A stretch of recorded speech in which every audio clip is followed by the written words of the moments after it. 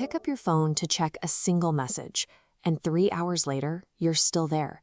You've fallen into a loop of refreshing feeds and swiping past videos you barely register, unable to sustain focus. The arrival of the smartphone provided a highly efficient 24/7 delivery system for digital drugs. This diagram maps the brain's reward pathways, the circuit that processes dopamine. Contrary to popular belief, dopamine is the currency of anticipation and craving, not just the feeling of pleasure itself. Tearing ourselves away from these screens is physically uncomfortable because our brains are being flooded with these craving signals. Our biological wiring makes the act of stopping feel like a withdrawal. This illustration models the biological mechanism at play. Pleasure and pain work like a balance. When a digital hit tips the scale toward pleasure, the brain chemically snaps back, often overcorrecting. This plunges you into a dopamine deficit, generating an immediate urge to scroll. Look at this graph tracking dopamine in a rat. The primary spike occurs when the rat simply sees the light cue. Anticipation generates more dopamine than the reward itself. If unrewarded, levels drop far below baseline. We experience unmet expectations as a severe chemical letdown. We all share this biological vulnerability. It raises a difficult question. Is our fractured attention an accident of the digital age, or was this specific weakness targeted?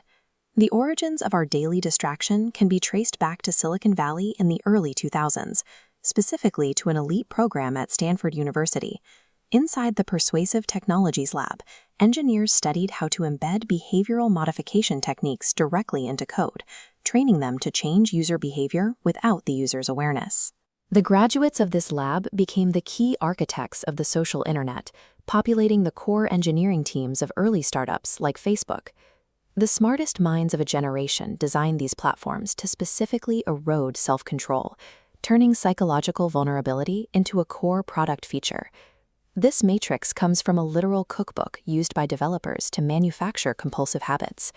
It identifies the dealer quadrant, where the maker profits despite the product not improving the user's life. The strategy relies on pairing a user's internal negative emotion, like anxiety or boredom, with an external trigger, such as a buzzing notification, to create a loop of habituation. This tactic is rooted in the work of B.F. Skinner, who discovered that animals become most obsessed when rewards are variable and unpredictable. A social media feed is a digital slot machine. Every refresh is a gamble for likes, comments, or novel content, a design choice that maximizes the dopamine spike of anticipation. When you reach for your phone to kill time, you are interacting with a machine engineered to keep satisfaction just out of reach, forcing you to keep playing. The motive for this manipulation is engagement. In this business model, time spent on the screen translates directly into advertising revenue.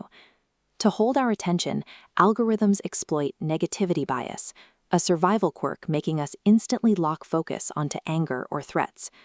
Adding words of moral outrage to a post can double its reach. Words like slams or destroys trigger a biological reaction bypassing our deep, attentive processing. Algorithms prioritize outrage because anger is the most profitable way to keep our eyes glued to the screen. Continuous exposure to these high dopamine hits eventually forces the brain to build a massive tolerance. As our neural baseline recalibrates, we require more extreme digital stimulation just to feel normal, leaving us chronically anxious and numb to ordinary pleasures. The very tech executives who designed these traps often restrict their own children's access to them. They recognize the toxicity of the product they release to the public. The architects of the attention economy understand the damage they are causing, but their business model demands that they continue to dominate our focus. Industry solutions like mindfulness apps or notification toggles are inadequate against supercomputers designed to break self-control. Our current digital landscape was a choice. Technology can be built to respect our goals rather than exploit our vulnerabilities, but that requires a different set of incentives. Reclaiming focus begins with understanding the invisible triggers pulling our strings. We must move past our own self-blame and demand a digital ecosystem that truly works for us, not against us.